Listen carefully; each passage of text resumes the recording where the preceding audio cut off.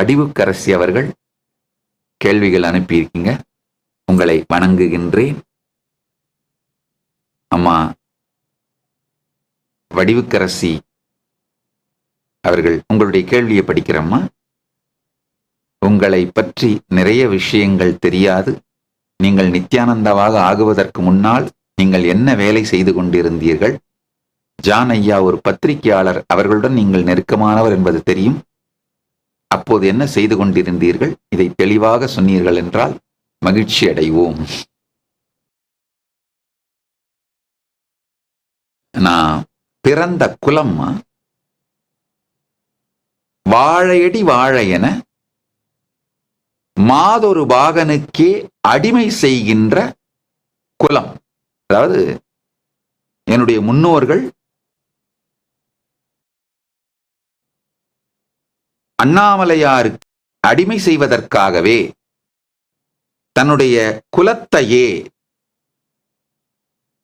சரணாகதி செய்த சைவ வேளாளர்கள் குலம் கோவில் குடிகள்னு சொல்வாங்கம்மா. இந்த காலகட்டத்தில் இந்த தலைமுறை மக்களுக்கு இது புரியுமான்னு தெரியல. சில தலைமுறைகளுக்கு முன்பாக இது இருந்தது. திருவண்ணாமலையே அந்த மாதிரி 18 குடிகள் இருக்காங்க. 18 குடிகள் ஒரு காலத்துல கோவிலுக்காகவே தங்கள் தலைமுறைகளையே சமர்ப்பித்தவர்கள். அவங்களுக்கு மிராசு ஜமீன் அப்படிங்கிற பட்டம் கோவிலிலே உண்டு. கோவில் வரலாற்று நூல்களிலே அண்ணாமலையார் ஆலயத்திலே தீபம் ஏற்றுபவர்கள் தீப மிராசுன்னு அவங்களுக்கு பேரு. அவர்கள் ஒரு கோவில் குடிகள், கோவில் பெருங்குடிகள். அவங்க வாழ்க்கையே அண்ணாமலையாருக்கு சொந்தம். அதே மாதிரி அவர்கள் வாழ்வாதாரமும் ஆலயம் சார்ந்ததே. அந்த மாதிரி இருந்தது. நான் இருந்த வரலாற்றை சொல்லுகின்றேன். இப்பொழுது எந்த அளவுக்கு என்னென்னவெல்லாம் இருக்கிறது என்பது எனக்கும் முழுமையாக தெரியாது. இது மாதிரி ஒவ்வொரு திருப்பணிக்கும் அந்தந்த கோவில் பெருங்குடிகள் அவங்களுக்கு மிராசுன்ற பட்டம் உண்டு. தீபம் ஏற்றுவதற்கு, அண்ணாமலையாருடைய உற்சவங்களை நடத்துவதற்கு. அது மாதிரி நான் பிறந்து வளர்ந்த குடும்பம் சாமுண்டியார் அரண்மனைன்னு பேரு. அவர்கள் கோவில் நிர்வாகத்திலே பாரம்பரியமாக அண்ணாமலையார் ஆலயத்தையும் அது சார்ந்த பல்வேறு நிர்வாகத்தையும் செய்து வந்த கோவில் பெருங்குடிகள். அவர்கள் பரம்பரையாக வழி வழியாய் மாதொரு பாகனுக்கே அடிமை செய்வது. மாதொரு பாகன்னா அர்த்தநாரீஸ்வர பரம்பொருள். அண்ணாமலையார் அர்த்தநாரீஸ்வரராக தரிசனம் கொடுத்த இடம், தாயார் இடப்பாகம் பெற்று அர்த்தநாரீஸ்வரராக ஆன இடம் திருவண்ணாமலை. அதனால வாழையடி வாழையென வழி வழியாய் மாதொரு பாகனுக்கே அடிமை செய்வதற்காக தங்களை ஒப்புக் கொடுத்த குலம். அந்த குலத்தில் அந்த 18 குடிகள்ல ஒரு குடிகளான சைவ வேளாளர் குலம், தொண்டை மண்டல ஆதிசைவ வேளாளர்னு சொல்லுவாங்க. அந்த குலத்திலே நான் பிறந்தேன். எங்க குலத்திலே ஒரு வழக்கம் இருந்தது. முதல் மகன் குடும்பத்தை நடத்தி வம்ச விருத்தி செய்து குடும்பம் தொடர்ந்து இயங்குவதற்கு அந்த கடமைகளை செய்ய வேண்டும். இரண்டாவது மகன் இறைவனுக்கு அப்படிங்கிற பாரம்பரியம் இருந்ததனால் நடுவுல சில காலகட்டத்தில் போர் மற்றும் வறுமை காரணங்களால இந்த பாரம்பரியம் 1-2 தலைமுறைகள் அருந்து போயிருந்தது. ஆனா என்னுடைய முன்னோர்கள் மிக தெளிவாக முடிவெடுத்தார்கள். அந்த பாரம்பரியத்தை மறுமலர்ச்சி செய்ய வைக்க வேண்டும்னு. கடந்த 11 தலைமுறையாக தொண்டைமண்டல ஆதீனத்தின் குருமகா சன்னிதானங்கள் என்னுடைய குடும்பத்திலிருந்து வந்தவர்கள். Family tree, genealogy family tree வச்சிருக்கோம்.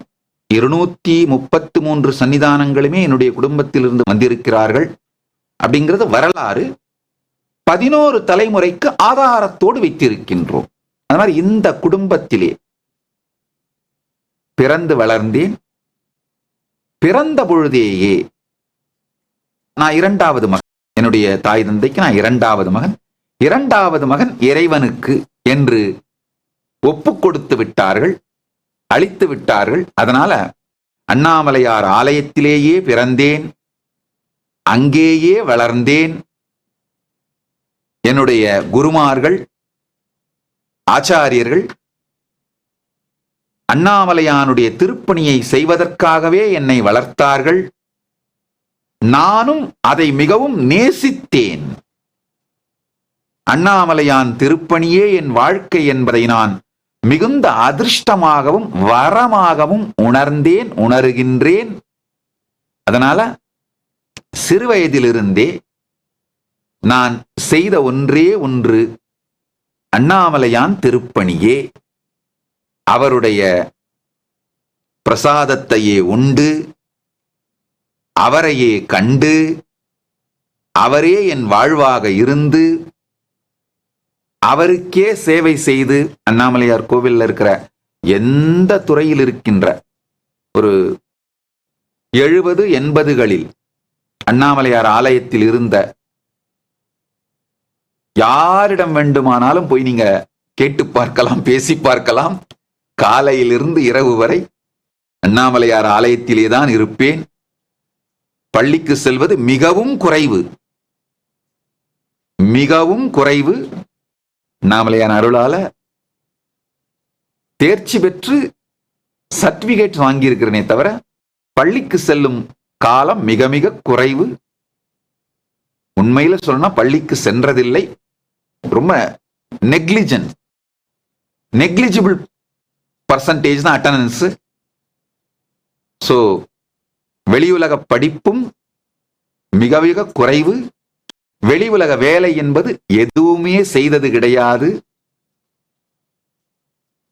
குருகுலத்தில் வளர்ந்த குழந்தையைப் போல அண்ணாமலையார் ஆலயத்துல அந்த காலத்துல நான் சொல்றேன், இந்த 70-80கள் எல்லாம் ஒரு குருகுலம் மாதிரியே நிறைய ஆன்மீக வகுப்புகள் பெரியவர்கள் எடுப்பார்கள். என்னுடைய பாட்டனார் பாண்டுரங்கனார் தினந்தோறும் ஆன்மீக வகுப்புகள் எடுப்பார். சித்தாந்த சாத்திரங்கள், வேதாந்த சாத்திரங்கள். திருவாவடுதுறை ஆதீனத்தோட சித்தாந்த சாத்திரங்கள் 14 நூல்கள், கோவிலூர் ஆதீனத்தோட வேதாந்த சாத்திரங்கள் 16 நூல்கள். இவைகளுக்கு வகுப்பெடுப்பாரு என்னுடைய பாட்டனார். அவர்தான் தமிழிலே அருணாச்சல புராணத்தை உரைநடையில் எழுதியவர். அவர் வாழ்க்கையையே எனக்காக தியாகம் செய்து நான் பிறந்ததிலிருந்து முழு நேரமும் என்னை பயிற்றுவித்து இந்த ஆன்மீக வாழ்க்கை சாஸ்திரங்கள் போன்றவற்றில் எனக்கு பயிற்சி கொடுத்து நான் செய்ய வேண்டிய மிகப்பெரிய திருப்பணிக்காக என்னை தயார் செய்தார். இது எங்கள் குடும்பத்திலே இருக்கின்ற பாரம்பரியம். இன்னொரு உதாரணம் சொல்லணும்னா, தவத்திரு பாலமுருகன் அடிமை அவர்கள் என்னுடைய பூர்வாஷம், நாம் பிறந்த குடும்பத்தில் அவரும் பிறந்தவர். அவர் என்னுடைய உறவினர், ஒரு விதத்திலே என்னுடைய பாட்டனார். அவருடைய குடும்பத்தினுடைய பாரம்பரிய கோவில் தான் ரத்னகிரி பாலமுருகன் திருக்கோயில். அவங்க குடும்பம் தான் அந்த கோவிலுக்கு பரம்பரை தர்மகர்த்தா. தவத்திரு பாலமுருகன் அடிமை சுவாமிகள் அந்த கோவில் சென்று அமர்ந்து அந்த கோவிலுடைய பொறுப்பெடுத்து அதை நடத்துவதற்கு முன்பாக கூட அவர்கள் குடும்பத்தினுடைய ஆலயம் அது. அவர்கள் குடும்பம் தான் அந்த ஆலயத்துக்கு பரம்பரை தர்மகர்த்தாக்கள். சோ அந்த முருகனே வெளிப்பட்டு அவரை ஆட்கொண்டு அவருடைய திருப்பணியை செய்து கொண்டது போல அண்ணாமலையானே எனக்கு அருள் செய்து அவரே என்னை ஆட்கொண்டு அவருடைய திருப்பணிக்கே என்னை ஏற்றுக்கொண்டார். அதனால பிறந்ததிலிருந்து இன்று வரை வேறு எந்த தொழிலும் வேலையும் செய்ததில்லை. அண்ணாமலையான் திருப்பணியே வாழ்க்கை. பரமசிவ பரம்பொருளின் சேவையே வாழ்க்கை. இதுதான் என்னுடைய பிறப்பு மற்றும் வளர்ப்பை பற்றிய சிறிய அறிமுகம் ஐயா. அண்ணாமலையாருடைய ஆலயமான 6ஆம் பிரகாரத்திற்குள்ளேயே பிறந்தேன், ஆலயத்திற்குள்ளேயே வளர்ந்தேன். என்னுடைய குருமார்கள் எல்லா விதமான ஆன்மீக பயிற்சிகளும் கொடுத்து, தீட்சைகளும் கொடுத்து, அனுபூதிகளும் கொடுத்து அங்கேயே என்னை வளர்த்தார்கள். சிறுவயதிலிருந்து 3 வயதில் பாலசந்நியாசம் கொடுத்தார்கள். 5 வயதில் ஆன்மீக மேடையில் ஏற்றினார்கள். அன்றிலிருந்து இன்று வரை அண்ணாமலையான் திருப்பணியே, பரமசிவ பரம்பொருளின் திருப்பணியே வாழ்க்கையாக கொண்டு வாழ்ந்து கொண்டிருக்கின்றேன். Nityanandam, thank you for watching, and if you found the video enlightening, please give it a like, share it with your loved ones, and subscribe to stay connected with us. don't forget to click the bell icon to receive the notifications.